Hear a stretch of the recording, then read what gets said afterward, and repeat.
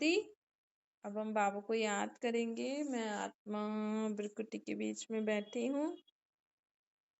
निराकार रूप में बाबा को याद करके मन में कोई भी बात हो बाबा को बता दीजिए।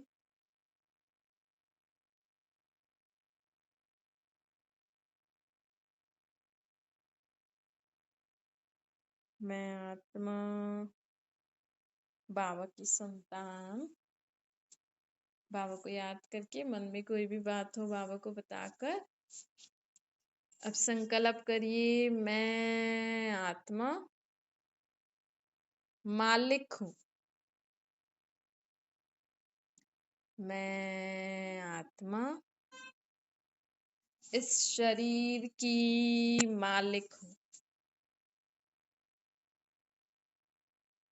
अपने को इस शरीर से अलग समझिए। जैसे हमारा शरीर और वस्त्र अलग अलग है ना, ऐसे ये हड्डी मांस वाला शरीर अलग है और इसमें मैं आत्मा अलग हूँ। भ्रुकुटी के बीच में बैठी हूँ।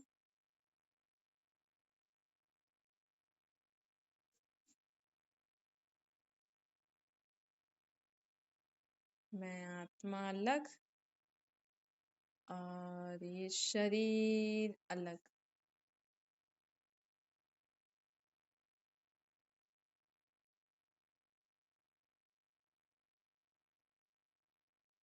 मैं आत्मा परम पिता परमात्मा की संतान।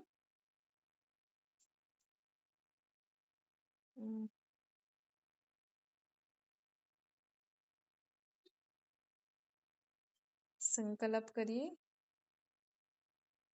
मैं आत्मा परमात्मा की संतान।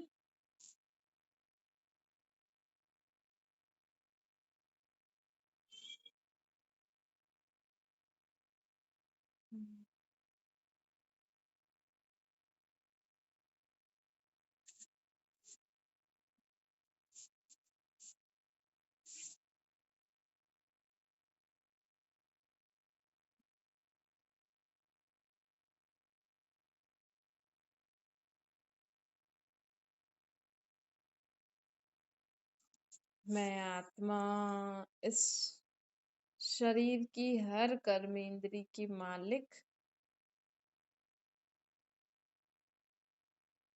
मैं आत्मा मन बुद्धि संस्कार की भी मालिक हूँ।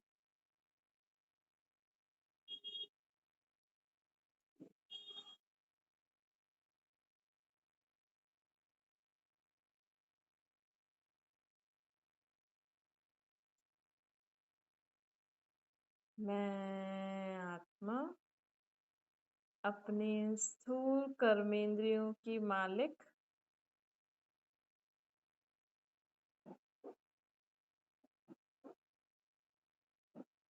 मैं आत्मा मन बुद्धि संस्कार की भी मालिक हूँ।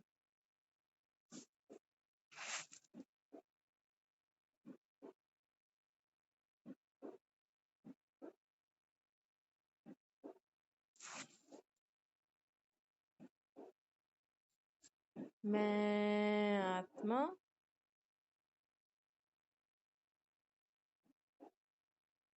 मन को जो ऑर्डर करती हूँ मन वही सोचता है।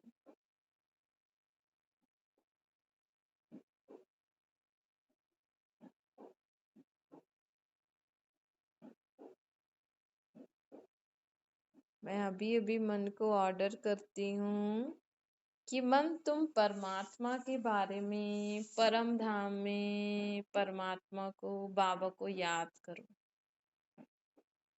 मैं मन को ऑर्डर करती हूँ कि अब मैं आत्मा मन अब हम बाबा को परम धाम में याद करेंगे। तो मन ने माना बुद्धि भी परम धाम में टिक बाबा के पास पहुंच गई।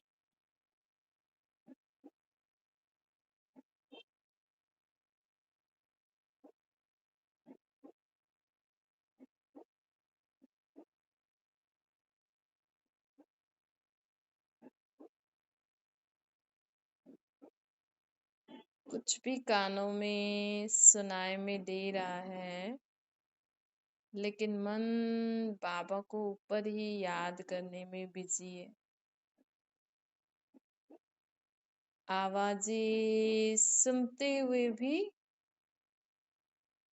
मन और बुद्धि बाबा के पास ही परम धाम में टिके हुए हैं।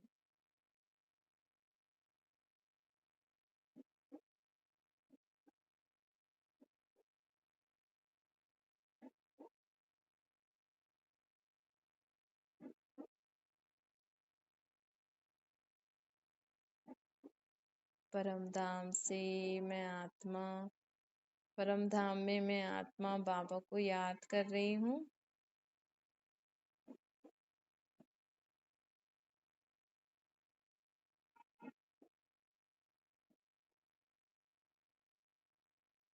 मैं आत्मा जब भी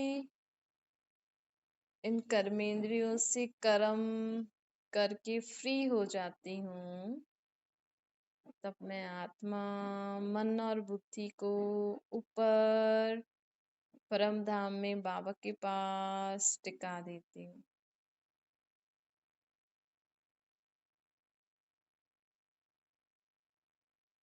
कोई भी कानों में आवाज आता है, अगर काम कुछ होता है तो फिर से नीचे आ जाती हूँ, नहीं तो सदा ही मन बुद्धि बाबा के पास परम धाम में रहते हैं।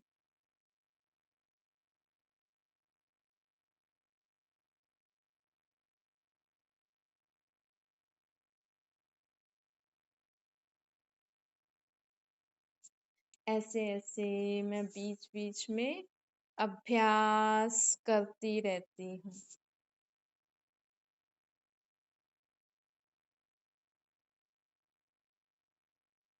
इससे मैं आत्मा इन सूक्ष्म और स्थूल कर्मेंद्रियों की मालिक बन जाती हूँ। मुझे आत्मा में इतनी शक्ति आती है कि मैं सूक्ष्म और स्थूल कर्मेंद्रियों की मालिक बन जाती हूँ।